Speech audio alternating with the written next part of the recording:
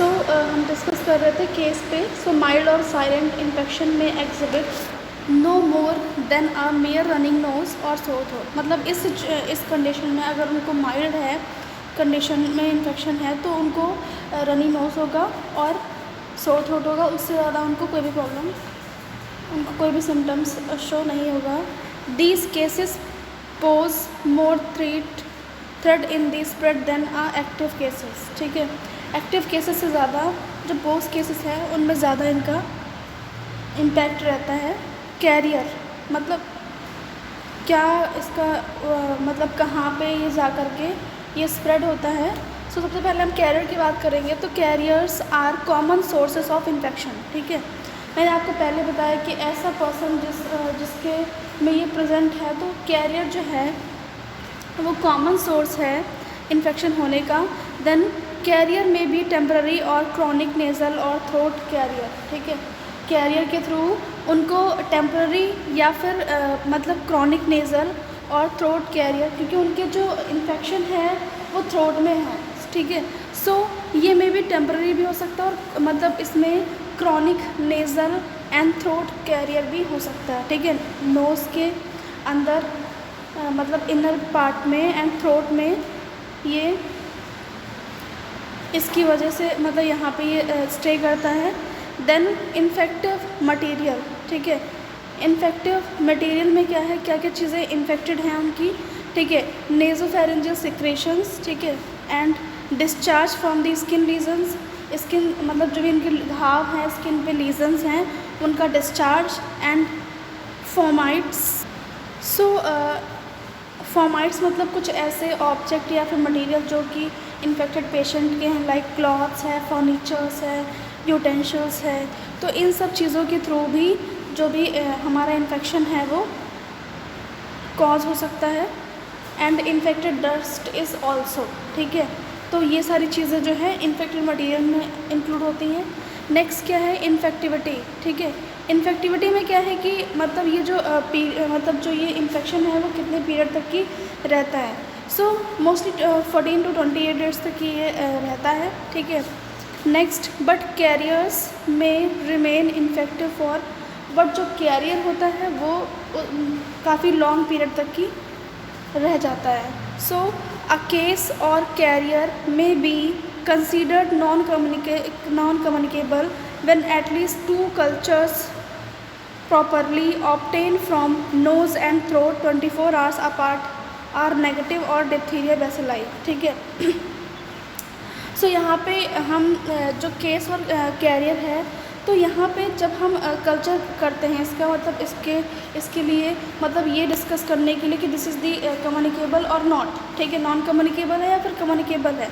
तो जब इसके लिए हम जो नोज़ एंड थ्रोट का जब कल्चर लेते हैं और लैब में भेजते हैं तो 24 आवर्स में नेगेटिव मतलब उसमें पता चलता है कि जो बैक्टीरिया है वो नेगेटिव है, डिप्थेरिया बेसिलाई के लिए वो नेगेटिव है या फिर मतलब वो इन्फेक्ट मतलब काफ़ी कम्युनिकेबल डिजीज़ कॉज करने वाली है। तो मतलब ये 2 कल्चर से नोज़ एंड थ्रोट के कल्चर से आइडेंटिफाई किया जाता है नेगेटिव डिप्थेरिया बेसिलाई है या फिर मतलब क्या है। ठीक है, होस्ट फैक्टर्स मैंने बताया कि age, diphtheria particularly affect children 1 to 5 years children. ठीक है, 1 से 5 साल के बच्चे को ये इम्पैक्ट डालता है। Gender, both gender are affected, दोनों जेंडर गर्ल्स बॉयज़ दोनों को ये अफेक्ट करता है।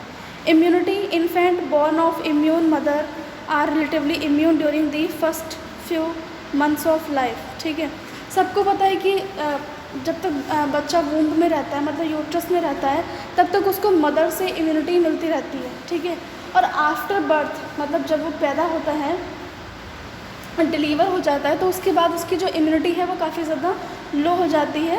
उसको काफ़ी मैच्योर होने में या फिर काफ़ी डेवलप होने में काफ़ी टाइम लगता है। ठीक है, तो उसके लिए हम उसको मतलब पहले तो 6 मंथ तक की मतलब मदर मिल्क वो उनको बोलते हैं मदर मिल्क के लिए, फिर उसके बाद हम वेनिंग के लिए बोलते हैं। तो धीरे धीरे उनकी जो इम्यूनिटी है वो स्ट्रॉन्ग होती है। ठीक है, तो first few months of life में मतलब उनकी इम्यूनिटी जो है वो काफ़ी ज़्यादा लो रहती है। मे बी मतलब अगर उनकी इम्यूनिटी लो है तो उनको चांसेस है इन्फेक्शन कॉज होने का। And children in developing countries, ऐसे चिल्ड्रन जो जो कंट्री डेवलप हो रही हैं seems to acquire active immunity through active infection. तो उनके लिए क्या है कि उनकी इम्यूनिटी जो है काफ़ी ज़्यादा एक्टिव इम्यूनिटी होनी चाहिए, ठीक है। इस एक्टिव इन्फेक्शन के लिए उनकी इम्यूनिटी भी काफ़ी ज़्यादा स्ट्रॉन्ग होनी चाहिए। अगर स्ट्रॉन्ग है तो इनको नहीं होगा, अगर नहीं स्ट्रॉन्ग है तो उनको ईजिली ये इन्फेक्शन कॉज हो जाता है। So what are the environmental factors? Environmental factor में क्या है कि case of diphtheria occur in all seasons, ठीक है। जो डिप्थीरिया होता है वो किसी भी सीज़न में अक्कर हो जाता है, चाहे वो रेनी सीज़न हो, चाहे वो समर सीज़न हो, चाहे वो विंटर हो, तो ये किसी भी स्प्रिंग हो, किसी भी मतलब इसमें ये अक्कर हो जाता है। ऑल दो winter months favour it's spread, और विंटर में ज़्यादातर केसेस आपको दिखाई पड़ते हैं। मोड ऑफ ट्रांसमिशन मतलब क्या है, किसके द्वारा ये ट्रांसमिट होता है? तो disease is spread mainly by the droplet infection, ठीक है। ये जो डिजीज़ है वो ड्रॉपलेट इन्फेक्शन की वजह से ज़्यादा अक्कर होती है।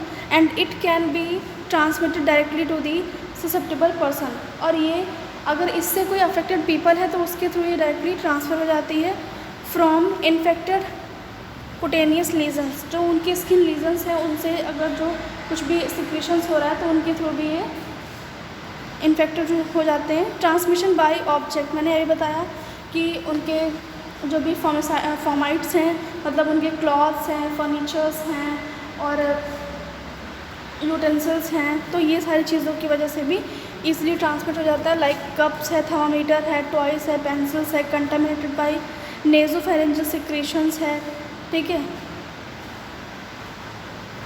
बट ये जो इम्पैक्ट डालता है तो वो शॉर्ट टाइम के लिए ही होता है। नेक्स्ट क्या है, पोर्टल ऑफ एंट्री, किसके द्वारा ये एंटर करता है, ठीक है। सबसे पहला क्या है कि रेस्पिरेटरी रूट, मैंने बताया कि अगर ये मतलब थ्रोट नोज अगर है तो वो रेस्पिरेटरी ट्रैक को ही अफेक्ट करेगा। तो commonly the portal of entry in the respiratory tract, ठीक है, ये रेस्पिरेटरी ट्रैक को इम्पैक्ट डालता है। नेक्स्ट क्या है आपका non respiratory route, the portal of entry sometimes may be skin where cut, ठीक है। समटाइम्स ये स्किन जहाँ पे कट लगा हुआ है तो वहाँ से भी ये एंटर करता है।